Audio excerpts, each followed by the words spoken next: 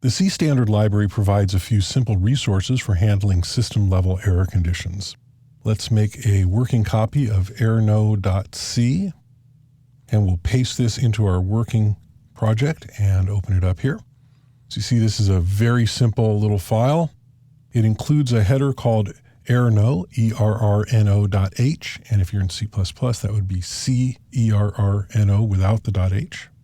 This provides access to an external integer called errno. If errno is not 0, it'll contain a value representing an error. The supported values and their meanings are typically defined by the host operating system and will be different on different operating systems. So let's just compile this and run it. We're going to try and erase a file that doesn't exist, and that will raise an error. And so we'll go ahead and we'll compile this and run it. And we see our standard error, of course, comes up at the top sometimes. It may or may not come up at the top on yours, but because everything else is buffered, it probably will. The errno starts out as being 0 here on line 6, and then we try to erase the file. And there's the remove on line 8 for erasing the file. And then we print out the errno again, and we see that it's a number 2. And then we use this function perr, and that's on line 10. And we say couldn't erase file, and you'll notice what happens. It prints this out to standard error, and it's followed by a colon and a space and the error message itself. No such file or directory. So this makes it really easy to get an interpretation of errno. So again, what that's doing, that perr, is it takes a string and it prints that out, and it follows it with a string interpretation of whatever the error number is that got set in errno. So there's a whole other way that you can do this. And instead of this perr, we're going to go ahead and we're going to use another function called stirrerror. And in fact, we need to include the string.h header file for this.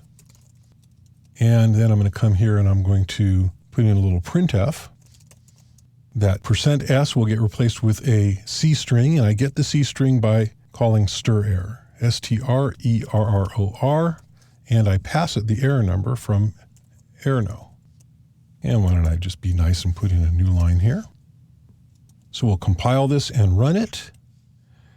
And so now we have exactly the same thing, except our printf is printing to standard out. So it's not in red and it's not at the top. And it says the error message is no such file or directory. So we're actually getting a string from stirrerror, and that string has the error message in it. So the stirrerror will take that errno, and it'll look up whatever the error number is, and it'll find the string, and it'll give me back that string as its return. So let's take a quick look at the function signatures for the functions that we've used in this lesson. So perr doesn't return anything. That's what it means when it says void there. And it takes a string, and it'll print out that string to the standard error, followed by the error string that it translates from whatever is currently in errno. This is the easiest way to print out an error from your errno. And stirrerror, which is defined in the string.h header file, stirrerror will take whatever you pass it, which in this case we just passed it errno. You'll usually do that, or you'll save your errnos up and you'll use them later. And it returns a pointer to a string, and that string represents the error string, as translated from the errno, exactly the same as you would get with perr. The errno system is part of standard C and C++. The errno value is set whenever there's a system error. It's simple, it's effective, and it's used a lot in both C and C++.